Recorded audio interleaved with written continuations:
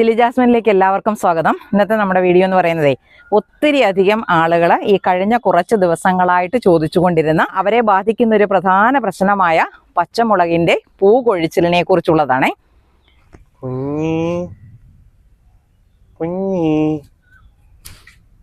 അപ്പോൾ നമ്മൾ വീഡിയോയിലേക്ക് പോകുന്നതിന് മുന്നേ എല്ലാ ഇനം പച്ചക്കറികളുടെയും നല്ല ഇനം വിത്തുകളുണ്ട് കേട്ടോ. തക്കാളി ആയാലും നല്ല പച്ചമുളകായാലും കുറ്റിപ്പയറായാലും വള്ളിപ്പയറായാലും അങ്ങനെ ഞാൻ ഇവിടെ ഉപയോഗിച്ച് നോക്കുമ്പോൾ എനിക്ക് നല്ലതെന്ന് തോന്നുന്നതാണ് ഞാൻ നിങ്ങൾക്കും തരുന്നത്. നിങ്ങൾക്ക് ആർക്കെങ്കിലും ഏതെങ്കിലും ഇനം, ഇപ്പോൾ ഒരു സാധാരണ അടുക്കളത്തോട്ടത്തിൽ വേണ്ടുന്ന എല്ലാ ഇനം പച്ചക്കറികളുടെയും വിത്തുകൾ നമ്മളുടെ അടുത്തുണ്ട്. ആവശ്യമുള്ളവരെ ഞാൻ വീഡിയോയിൽ തരുന്ന വാട്സാപ്പ് നമ്പറിൽ ഒരു മെസ്സേജ് ഇട്ടാൽ മതി, ഞാൻ നിങ്ങൾക്ക് വീട്ടിലെത്തിച്ചു തരും. അതേപോലെ തന്നെ നമ്മളുടെ വീഡിയോ കാണുന്നവർ ഞാൻ തരുന്ന വീഡിയോ ഇഷ്ടമാകുവാണെങ്കിൽ എനിക്കൊരു ലൈക്ക് തരാനും, സബ്സ്ക്രൈബ് ചെയ്യാത്തവരാരെങ്കിലും ഉണ്ടെങ്കിൽ സബ്സ്ക്രൈബ് ചെയ്യാനും മറന്നു പോകരുതേ. അതുപോലെ ബെൽ ബട്ടൺ പ്രസ് ചെയ്ത് വെച്ചാലേ നമ്മളിടുന്ന എല്ലാ വീഡിയോകളും അപ്പോഴപ്പോൾ തന്നെ നിങ്ങൾക്ക് കിട്ടത്തുള്ളൂ. കൃഷി ചെയ്യുന്ന ഒരു ആളെ സംബന്ധിച്ചിടത്തോളം വളരെ ഉപകാരപ്രദമായ കാര്യങ്ങളാണ് ഞാൻ നിങ്ങൾക്ക് പറഞ്ഞു തരുന്നതെന്നാണ് ഞാൻ വിചാരിക്കുന്നത്. നിങ്ങളത് എങ്ങനെയാണോ മനസ്സിലാക്കുന്നത് എനിക്കതൊരു കമൻ്റായിട്ട് അറിയിക്കാനും മറന്നു പോകരുതേ. എൻ്റെ കുഞ്ഞിക്കൂട്ടം കിടക്കുന്നുണ്ടോ? ഇത് പച്ചമുളക് ചെടി നട്ടു വെച്ചിരിക്കുന്ന ഒരു സ്ഥലമാണേ. ഇവിടെ എൻ്റെ പൂച്ചക്കൂട്ടം വന്നിരിക്കും. ഇപ്പം ഇവൻ പമ്മി ഇരിക്കുവാണെങ്കിലുണ്ടല്ലോ, ഇവൻ ഇതിനകത്തെ മണ്ണ് മുഴുവനും ചെകഞ്ഞ് പുറത്ത് കളയാനും ഇവന് യാതൊരു മടിയില്ല. കുഞ്ഞിക്കുട്ടാ കണ്ടോ കണ്ടോ കണ്ടോ, അറ്റാക്ക് ചെയ്യുന്നവനവൻ ഞങ്ങള്. പച്ചമുളക് നടുന്നത് നമ്മൾ പാകി മുളപ്പിച്ച ഏകദേശം 1 മാസത്തോളം പ്രായമായ തൈകൾ വേണം നമ്മൾ മാറ്റി നടാൻ. അപ്പം ഇത് പച്ചമുളക് തടാൻ വേണ്ടി ഞാൻ ഒരുക്കിയിട്ടിരിക്കുന്ന ഒരു ബോക്സാണ്. അത് നമ്മൾ ഡോളമൈറ്റ് ആണ് ഇട്ടിരിക്കുന്നത്. അങ്ങനെ ഡോളമൈറ്റ് ഒക്കെ ഇട്ട് നനച്ചിട്ടിരിക്കുന്നതാണ്. അപ്പം ഞാൻ സാധാരണ നടുന്നതെന്ന് പറഞ്ഞാൽ ഇതേപോലെ ഇതിനകത്തൊരു കുഴി ഉണ്ടാക്കിയിട്ട് നല്ലോണം കരിയിലൊക്കെ ഇട്ട് നിറച്ചിരിക്കുന്ന ഒരു പാത്രമാണേ. അപ്പം ഞാൻ ഇതിനകത്തേക്ക് നല്ല പോലെ ഒരു കുഴി ഉണ്ടാക്കി ഈ കുഴിയിലേക്ക് ഞാൻ ആദ്യം ഇടുന്നത് എല്ലുപൊടിയാണ്. ഒത്തിരി ഒന്നും വേണ്ട, കുറച്ച് മതി. പക്ഷേ എല്ലുപൊടി ഇടുവാണെങ്കിൽ ഇവർ നല്ല ആരോഗ്യമുള്ള വേരുകൾ നമ്മുടെ ചെടിക്ക് വളർന്നു കിട്ടും. അപ്പോൾ കുറച്ച് എല്ലുപൊടി ഇട്ടു. പിന്നെ ഞാൻ ഇതിൻ്റെ മുകളിലേക്ക് ഇടുന്നത് കുറച്ച് ചാണകപ്പൊടിയാണ്. ചാണകപ്പൊടി ഇട്ടു. എന്നിട്ട് അതിൻ്റെ മുകളിലേക്ക് ഇച്ചിരി മണ്ണിട്ടിട്ട്, പച്ചമുളക് ഒത്തിരി ആഴത്തിൽ നടരുതേ, തക്കാളി നടുന്നത് പോലെയല്ല. അപ്പം ഞാൻ ഇതിനകത്തുനിന്ന് ഇങ്ങനെ പാകി മുളപ്പിച്ചിട്ടാണെങ്കിൽ വേരുകളൊന്നും നഷ്ടപ്പെടാതിരിക്കും. 2 ചെടിയാണ് ഞാൻ വെക്കുന്നത്. കണ്ടോ, ഇങ്ങനെ നമ്മൾ നട്ടു കൊടുക്കും. ഇനി പുതയിട്ട് കൊടുക്കണം. ഇത് നട്ട് കഴിഞ്ഞാൽ ഉടനെ ഭയങ്കരമായി, ഇതിപ്പം ഞാൻ എൻ്റെ വിത്തുകളെല്ലാം തന്നെ മുളച്ച് കഴിഞ്ഞാൽ ഈ വെയിലൊക്കെ കിട്ടുന്ന ചെടിച്ചട്ടിക്കകത്തോട്ടൊക്കെ തന്നെ എവിടെയെങ്കിലും എടുത്തു വെക്കും.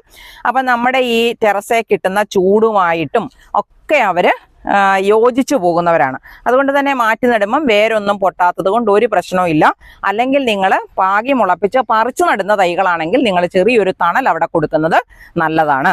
പിന്നെ ഇതിന് പുതയിട്ട് കൊടുക്കണം നമ്മൾ നട്ടുപിടിപ്പിച്ച് കഴിഞ്ഞാൽ. അപ്പം ഞാനിത് ഇതേപോലെ ഈ 2 വെച്ച് ഒരു പാത്രത്തിൽ ഞാൻ 3 ചെടികളാണ് നടുന്നത്. ഇത്തരത്തിലുള്ള ബോക്സ് ആണെങ്കിൽ നമ്മൾ നട്ട രീതിയിൽ പച്ചമുളകിൻ്റെ ചെടികളെ നട്ടുപിടിപ്പിച്ചാൽ ഇതേപോലെ നല്ല ആരോഗ്യമായിട്ട് വളർന്നു വരും.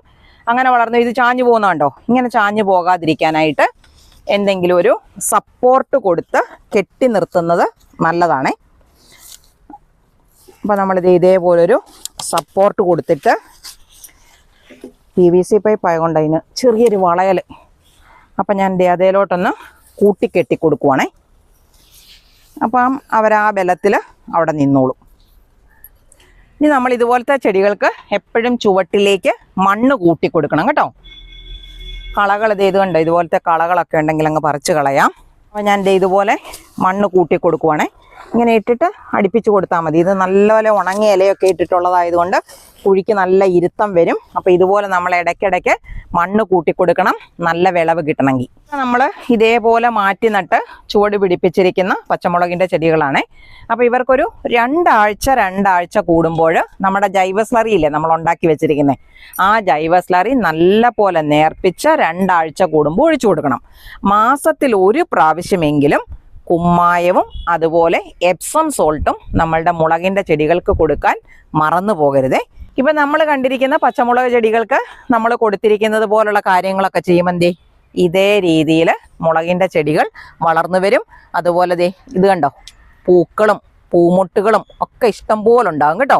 പലപ്പോഴും ഇതേ തന്നെ ഞാനിങ്ങനെ വന്ന് നോക്കുമ്പോൾ അറിയാം, പലപ്പോഴും ഇതിൻ്റെ പൂമൊട്ടുകളും പൂക്കളുണ്ടായി വിരിഞ്ഞതിന് ശേഷവും തണ്ട് ചെറുതായിട്ട് മഞ്ഞച്ചിട്ട് കൊഴിഞ്ഞു പോകും. അതാണ് നമ്മളോട് എല്ലാവരും ചോദിക്കുന്നതിൻ്റെ ഒരു കാര്യം. അപ്പോൾ അതിന് ഞാൻ പല കാര്യങ്ങൾ ചെയ്തു കൊടുക്കാറുണ്ട്. അപ്പം ഞാൻ സാധാരണയായിട്ട് ചെയ്തു കൊടുക്കുന്ന ഒരു രീതി ഞാൻ നിങ്ങൾക്ക് പറഞ്ഞു തരാം. ഒത്തിരി ചിലവൊന്നും ഇല്ലാത്ത ഒരു രീതിയാണ്, ഒരു ചിലവും ഇല്ലെന്ന് തന്നെ പറയാം. എല്ലാ വീടുകളിലും എല്ലാ വീട്ടമ്മമാർക്കും കിട്ടുന്ന ഒരു കാര്യമാണ്. ഇപ്പം എല്ലാ വീട്ടമ്മമാരും പുറത്തിറങ്ങി എല്ലാ ദിവസവും യാത്ര ചെയ്യുകയും ജോലിക്ക് പോവുകയും ഒന്നും ചെയ്യുന്നവരായിരിക്കണമെന്നില്ല. അങ്ങനെയുള്ളവർക്ക് പോലും ചെയ്യാൻ പറ്റുന്ന ഒരു കിടിലൻ രീതിയാണ്. അപ്പം ഞാൻ ഇതുപോലൊരു കപ്പ് എടുത്തിട്ടുണ്ട്. ഇതിനകത്തേക്ക് ഇത് നമ്മൾ ഒരു തേങ്ങ പൊട്ടിച്ചപ്പോൾ കിട്ടിയിരിക്കുന്ന തേങ്ങാവെള്ളമാണ്. അത് വലിയ തേങ്ങയാണെങ്കിൽ കൂടുതൽ തേങ്ങാവെള്ളം കിട്ടും. എൻ്റെ ചകിരിയൊക്കെ കിടക്കുന്നുണ്ടോ. ചെറിയ തേങ്ങയാണെങ്കിൽ അത്രേ കിട്ടത്തുള്ളൂ. അതുകൊണ്ട് കുഴപ്പമില്ല. നമുക്കൊരു തേങ്ങയ്ക്കകത്തുനിന്ന് കിട്ടുന്ന തേങ്ങാവെള്ളം, സാധാരണ ആളുകൾ തേങ്ങ പൊട്ടിക്കുമ്പോൾ ആ വെള്ളം അങ്ങ് കളയുവാണ് ചെയ്യുന്നത്. ആ കളയുന്ന ആ തേങ്ങാവെള്ളമാണ് ഞാൻ ഇതിനകത്തോട്ട് എടുത്തിരിക്കുന്നത്. കണ്ടോ, അത് എത്രയാണോ കിട്ടുന്നത് അത് മുഴുവനും എടുക്കാം. അതുപോലെ ഇത് കുറച്ച് പുളിച്ച തൈര് എന്ന് പറഞ്ഞാൽ ഒരു 2 സ്പൂൺ തൈര് എടുത്ത് കുറച്ച് വെള്ളവും കൂടെ ചേർത്ത് അടിച്ചെടുത്തിരിക്കുന്ന തൈരാണ്. തൈരടിച്ച് കഴിയുമ്പോൾ നമ്മളതിനെ മോരെന്നാണ് വിളിക്കുന്നത്. അപ്പോൾ മോരാണ്. അപ്പോൾ തേങ്ങാവെള്ളവുമായി മോരുമായി കേട്ടോ. അപ്പോൾ അത് രണ്ടും കൂടെ നമ്മൾ കൂട്ടിയിളക്കി. അപ്പോൾ എല്ലാം കൂടെ ചേർത്തപ്പോഴത്തെ അളവ് കണ്ടോ, ഇത് ഇത്രേ വന്നിട്ടുള്ളൂ കണ്ടോ. ഇതിനകത്തേക്ക് ഞാൻ 1 ലിറ്റർ ആക്കാനുള്ളത്ര വെള്ളം ഒഴിക്കാൻ പോവുകയാണേ. ഒന്നും നോക്കണ്ട, ടാപ്പ് തുറന്ന് നമുക്ക് ഇതിനകത്തേക്ക് ഇതുപോലെ വെള്ളമെടുത്ത് നിറയ്ക്കാം. ഏകദേശം 1 ലിറ്റർ ആക്കി വെക്കുക. ഇനി നമ്മളിതിനെ ഒരു അരിപ്പ ഉപയോഗിച്ച് അരിച്ചെടുക്കുവേ. കാരണം നമുക്കിത് സ്പ്രേ ചെയ്ത് കൊടുക്കാനുള്ളതായത് കൊണ്ടാണേ. അപ്പോൾ നമ്മൾ നല്ലോണം അരിച്ചെടുത്തിട്ടുണ്ട്. ഇനി ഇതിനെ ഒരു സ്പ്രേ ബോട്ടിലിലേക്ക് ഞാൻ ഒഴിച്ചെടുക്കുവാണേ. അപ്പോൾ ഒഴിച്ച് നിറച്ചിട്ട് കാണിക്കാം. ഇതുപോലെ നമ്മൾ സെറ്റാക്കിയതിന് ശേഷം മുളകിൻ്റെ ഇലകളിലേക്ക്, അത് ഇലയിൽ മാത്രമല്ല പൂക്കളിൽ മാത്രമല്ല ചെടിയുടെ എല്ലാ ഭാഗത്തും വീഴത്തക്ക രീതിയിൽ ചെയ്യാം. കാരണം ഇതൊരു നല്ല ജൈവ കീടനാശിനി കൂടെയാണ് കേട്ടോ.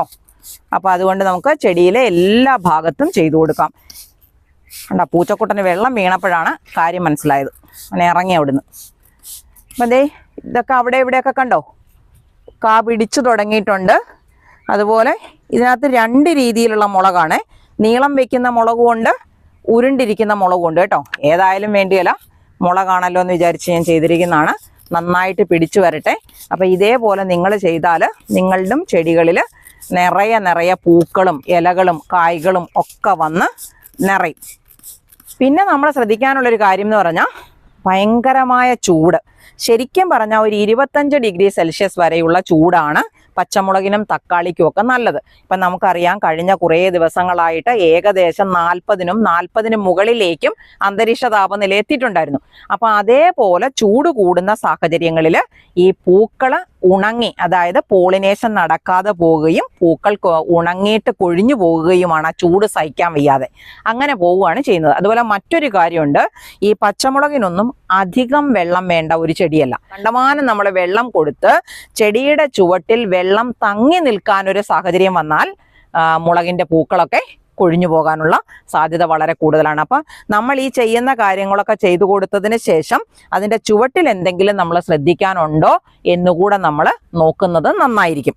ഇത്രയും കാര്യങ്ങളൊക്കെ ശ്രദ്ധിച്ചാൽ നമ്മുടെ മുളകിൻ്റെയും പൂക്കൾ കൊഴിഞ്ഞു പോകാതെ ഉണ്ടായ പൂക്കളെല്ലാം നിറയെ കായ്കളായിട്ട് മാറി നിങ്ങൾക്കും കിട്ടും.